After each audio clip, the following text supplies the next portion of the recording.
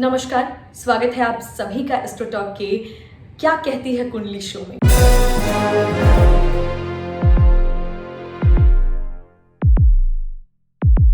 मैं नेहा राजपूत हलवार की तरह एक ऐसे इंसान के बारे में वीडियो लेकर आई हूं जिसे बाबा जी, संत और न जाने किन किन नामों से बुलाते हैं। ये हैं भारत के सबसे बड़े राज्य उत्तर प्रदेश के मुख्यमंत्री योगी आदित्यनाथ। अपने बयानों और भाषणों की वजह से चर्चा में रहने वाले योगी जी क्या साल 2022 में यूपी के मुख्यमंत्री बनेंगे? ये सवाल अभी जोरों पर है। इस टॉपिक पर हम आगे बात करेंगे, लेकिन ये जानना भी बड़ा दिलचस्प होगा कि ऐसा क्या था एक संत की कुंडली में, एक योगी की कुंडली में, जिसने उसे उत्तर प्रदेश जैसे बड़े राज्य का मुख्यमंत्री बना दिया और साथ ही इतना फेमस जितना आज कोई फिल्म का एक्टर या एक्ट्रेस भी ना हो।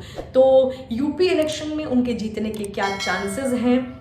उनकी कुंडली में ऐसे कौन से ग्रह नक्षत्रों के योग थे जिसकी वजह से वो इतने ऊंचे मुकाम पर पहुंचे और इतने फेमस हो गए, सीएम बन गए? ये सब चीज़ें, आगे उनकी क्या संभावनाएं हैं, कुंडली के बारे में भी जानेंगे। लेकिन उससे पहले आइए डालते हैं एक नज़र योगी आदित्यनाथ की अर्ली लाइफ पे कि कहाँ से शुरुआत की, कहाँ से बिलोंग करते हैं। बहुत सारी बातें करते हैं लोग जो है योगी आदित्यनाथ के बारे में, तो चलिए जानते हैं कि योगी जी की अर्ली लाइफ क्या थी। योगी आदित्यनाथ यानी अजय सिंह बिष्ट का जन्म 5 जून 1972 को पौड़ी गढ़वाल जिले स्थित यमकेश्वर तहसील के पंचूर गांव में गढ़वाली क्षत्रिय परिवार में हुआ।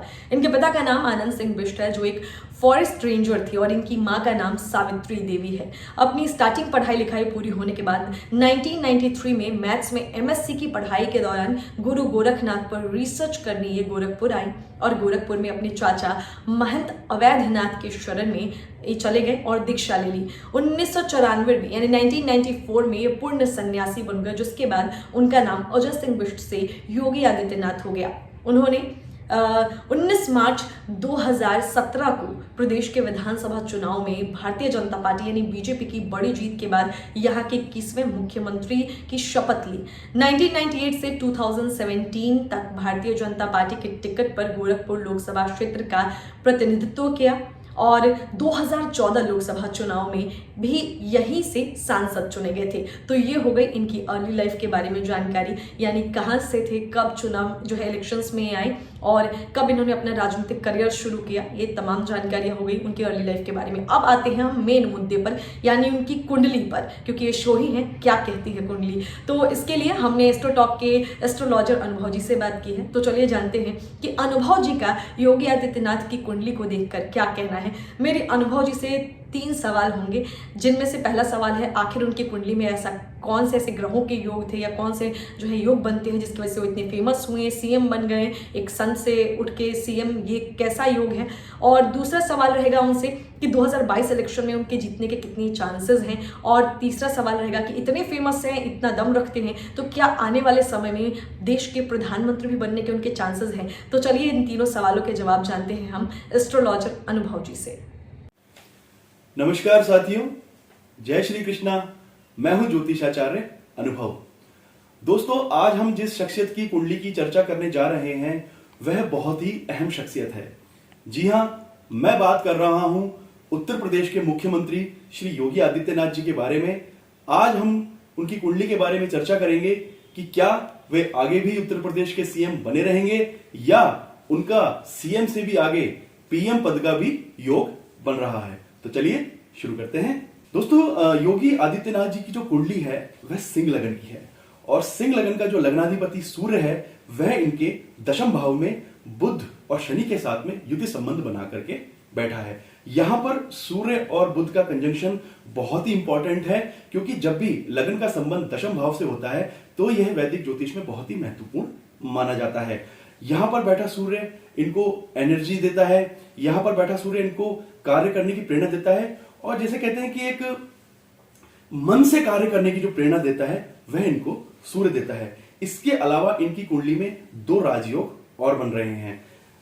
राहु इनके 6ठे भाव में है और केतु इनका द्वादश भाव में है। ऐसी स्थिति में जो जातक होता है वह विरोधियों को कभी अपने आप को दबाने नहीं देता है, जबकि वह स्वयं हमेशा अपने विरोधियों को दबा कर रखता है। और अब बात करते हैं इनके मंगल ग्रह के बारे में, क्योंकि देखिए मंगल जो अग्नि प्रधान ग्रह है वह इनके एकादश भाव में बैठा है और उस पर गुरु की पूर्ण सप्तम दृष्टि पड़ रही है, क्योंकि गुरु इनकी कुंडली में अपने ही घर में यानी कि पंचम भाव का और अष्टम भाव का मालिक होकर के पंचम भाव में ही बैठा है और गुरु की पूर्ण दृष्टि मंगल के ऊपर पड़ रही है। और यहाँ इनको जो गुरु है, यहाँ पर बैठा हुआ जो गुरु है वो इनको बहुत ही एक अच्छा इंसान बनाता है, बहुत ही नॉलेजेबल पर्सन बनाता है। और गुरु की दृष्टि जब भी मंगल पर होती है तो ऐसा व्यक्ति बहुत ही सोच समझ करके निर्णय लेता है, और जो एक बार वो निर्णय ले लेता है उसको वो किसी भी हालत में करके ही छोड़ता है। तो यह बहुत ही एक इनका प्रबल योग है।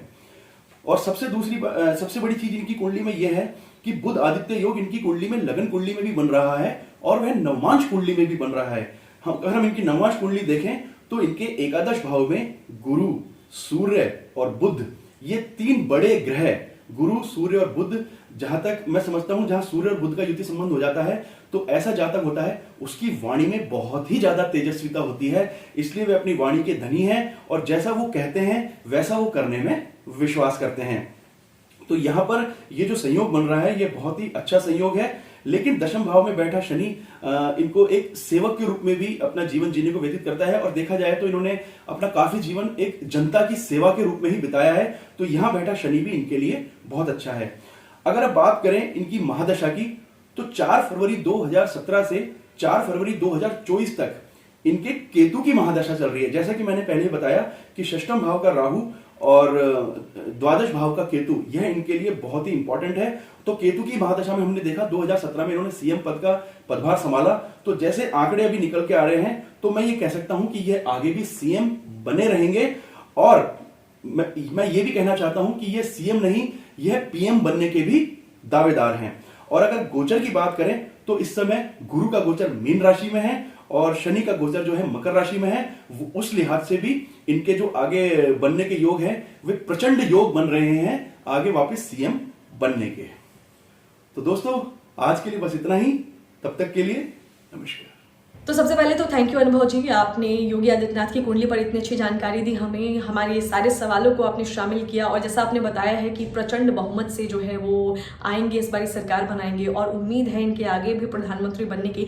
तो वो तो समय ही बताएगा। फिलहाल हम उनके अच्छे हेल्थ की, अच्छे फ्यूचर की कामना करते हैं। और आप सभी को अगर ये जानकारियाँ अच्छी लगी हैं योगी आदित्यनाथ के बारे में, इसी तरीके से हम अपने शो क्या कहती है कुंडली में हर बार किसी न किसी पर्सनैलिटी की कुंडली एनालिसिस करेंगे। तो हमारे साथ बने रहिएगा। वीडियो को अगर आपको पसंद आई तो जरूर इसे लाइक करें, शेयर करें, साथ ही चैनल को सब्सक्राइब कर दें और बेल आइकन का बटन प्रेस कर दें, क्योंकि बहुत सारी चीज़ों की जानकारी आपको हमारे वीडियोस के माध्यम से मिलती है। जैसे किसी पर्सनालिटी की कुंडली एनालिसिस हो गई, कोई मूवी का रिव्यू हो गया, आपके अपने डेली लाइफ में कैसे आपको इजी टिप्स एंड ट्रिक्स देते हैं ताकि आप उसको अपना आसान बना सकें। तो ये तमाम जानकारियाँ सिर्फ और सिर्फ आपको मिलती हैं एस्ट्रो टॉक पे ही। तो हमारे चैनल को सब्सक्राइब करके बेल आइकन का बटन जरूर प्रेस कीजिएगा। कोई आपका सजेशन है, आपका फीडबैक है तो कमेंट सेक्शन में जाकर जरूर लिखिएगा। मिलते हैं आपसे अगले वीडियो में, तब तक के लिए नमस्कार।